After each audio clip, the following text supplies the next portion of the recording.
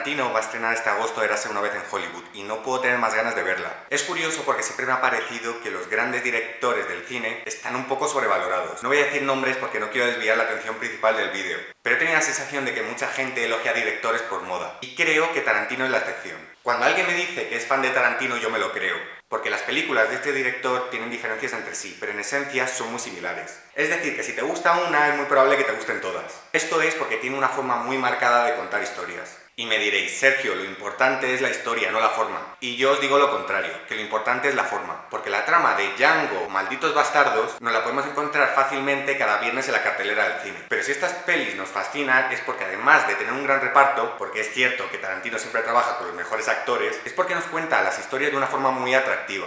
El caso es que de las entrevistas, reportajes y noticias que he encontrado de Tarantino, en todas dicen que era un obseso de las películas. Y claro, tiene sentido. Pero es que a mí me da la sensación que es una persona que ha visto y leído mucho teatro. Porque lo que voy a explicar en este vídeo es que Tarantino se sirve de recursos que están muy presentes en el teatro. Bueno, más que estar presentes, son las bases de un género como el teatro. Tengo que hacer memoria para encontrar una película de Tarantino que no esté dividida en actos. Lo hace mediante un cartel. Este, por ejemplo, es de Los Odiosos 8 y este otro de Kill Bill. Pero si estudiamos sus películas minuciosamente nos damos cuenta que este tipo de capítulos se dan en todas, y con una apariencia casi idéntica. De hecho, ya veréis cómo también lo hace en Érase una vez en Hollywood. Hay que matizar que dentro de un mismo acto puede haber varias escenas, pero por ejemplo, en Los Odiosos 8, que es una película que prácticamente transcurre en un mismo escenario, el recurso de los actos le sirve para hacer un flashback y explicar en el último tercio de la cinta todo lo que no hemos visto hasta el momento, y que así nos ayudará a entender el final bien. El salto temporal también se puede hacer sin dividir la película en actos, pero de esta forma es más fácil para el director y más fácil de asumir para el espectador. A mí al menos me pasa que tardo mucho tiempo en darme cuenta cuando hay un salto temporal, al menos si no me dan una señal muy clara. Aunque me imagino que esto es algo más personal. Hay que explicar que la maestría a veces está en simplificar al máximo un contenido, para que llegue de la forma correcta al espectador. Vaya, que la dificultad está en hacerlo todo muy simple. Otro recurso del que se vale Tarantino son los diálogos. Y me diréis, Sergio, en todas las películas hay diálogos. Lo sé, todos los directores se valen de diálogos, lo sé. Pero no en todas las películas se dan diálogos tan largos y completos como las películas de Tarantino. De hecho, si os fijáis, el peso de la película queda prácticamente en exclusividad a los diálogos, como ocurre en el teatro. Eso sí que no se ve en la gran mayoría de películas.